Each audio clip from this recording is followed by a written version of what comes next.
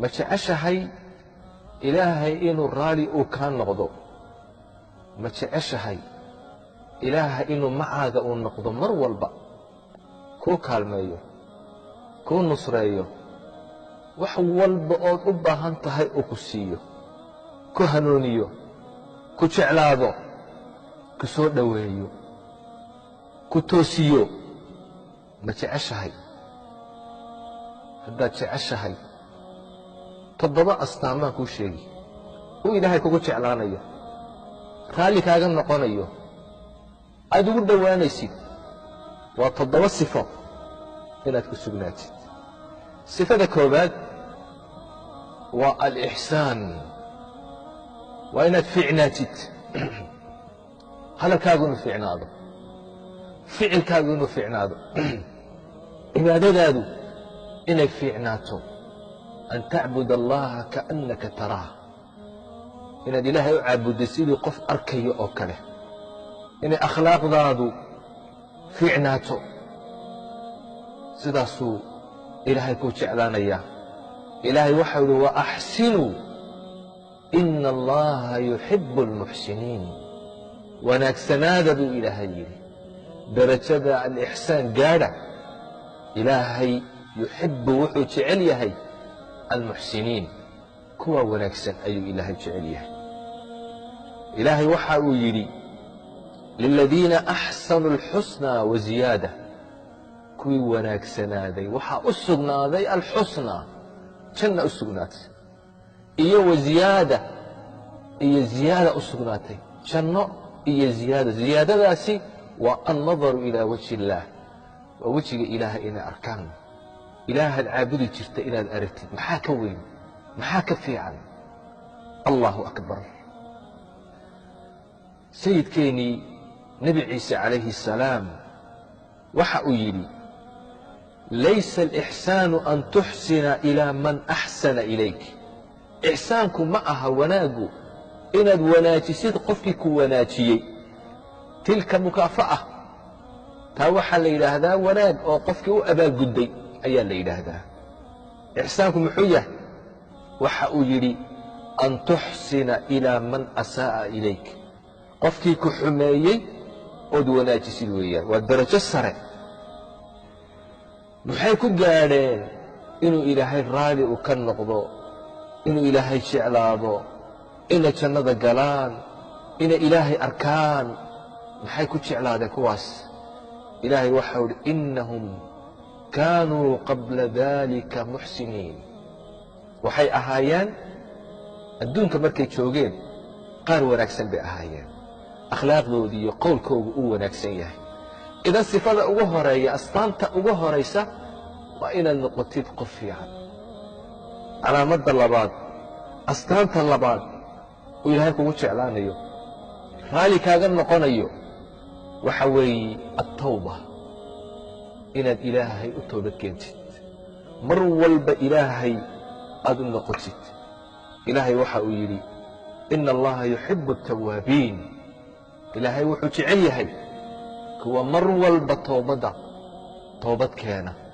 ee ilaahay u noqda ilaahay wuxuu doonayaa inuu toobada kaa aqbalo dembiga inuu kaa meedho ilaahay kugu farxayaa toobadaada markaad ilaahay u soo noqotid ilaahay kugu farxayaa maxaa ka fiican marka inaad ilaahay u noqotid ilaahay u toobad keentid ilaahay ku jeclaanayaa toobaduna waa astaanta labaad uu ilaahay kugu jeclaanayo ta saddexaad ilaahay waxa uu jecel yahay uu kugu jeclaanayaa uu raalli kaaga noqonayaa waa atatahur inaad isdaahir yeeshid qalbigaaga inaad nadiif ka dhigtid jirkaaga inaad nadiif ka dhigtid dunuubta inaad iska maydhid iyo tahaaradii xisiga ahayd jasadiga ahayd wa hiyaabaka fatahhir ilaahay waxa uu leeyahay wa hiyaabaka fatahhir ilaahay waxa uu jecel yahay kuwaasi isdaahir yeela ayuu ilaahay jecel yahay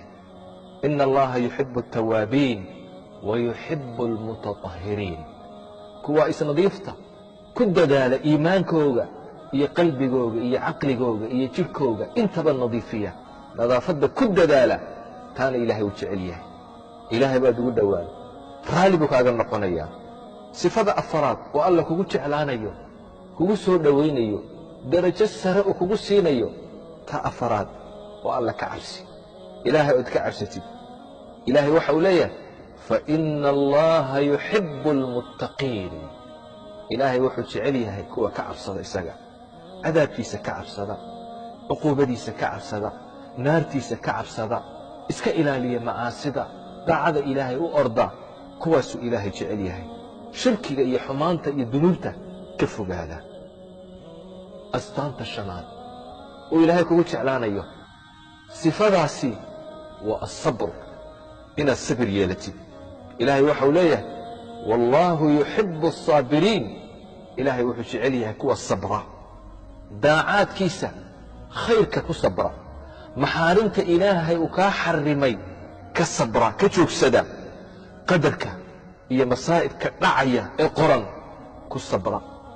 kuwaasuu ilaahay jecel yahay. ilaahay maxaa ka fiican jannada markuu ilaahay uu ku geeye ee jannada aad geshid ay malaa'igtu kugu soo gasho ay tidhaahdo salaamun calaykum bimaa sabartum fanicma cuqba addaar. malaa'igtii baa soo gelaysa min kulli baab, albaabada jannada waxay ku leeyihiin salaamun calaykum, nabadgeliyo korkiina ahaato.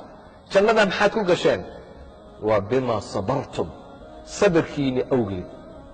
daacadii ilaahay baad ku sabirteen, maxaarimtii baad ka sabirteen, qadarkii ilaahay ayaad ku sabirteen. ta lixaad waa altawakul cala allah. ilaahay ood tala saaratid, asbaabta ood la timaadid, aad ilaahay arrintaada u dhiibatid. ilaahay wuu kugu jeclaan. ina allaha yuxibu almutawakiliin. ilaahay wuxuu jecel yahay kuwa tala saarta, arrintooda hagaajiya, dabadeed dadaala, ilna ilaahay tala saarta. maaha asbaabta inaad ka tegtid oo tidhaahdid ilaahay ayaan tala saaranaya. sababta la imo, ilaahayna tala saaro. acqilhaa watawakal. tawakulkuna waa wuxuu ilaahay kugu jeclaanayo. ilaahay muuna kugu filnayn. ilaahay waxau hi alaysa allaahu bikaafin cabda. ilaahay addoonkiisa muuna ku filnayn. qofka ilaahay tala saarta ilaahay kugu filan yahay. ta toddobaad waa cadaalad. waa inaad la timaadid cadaalad. cadaaladda ilaahay uu jecel yahay.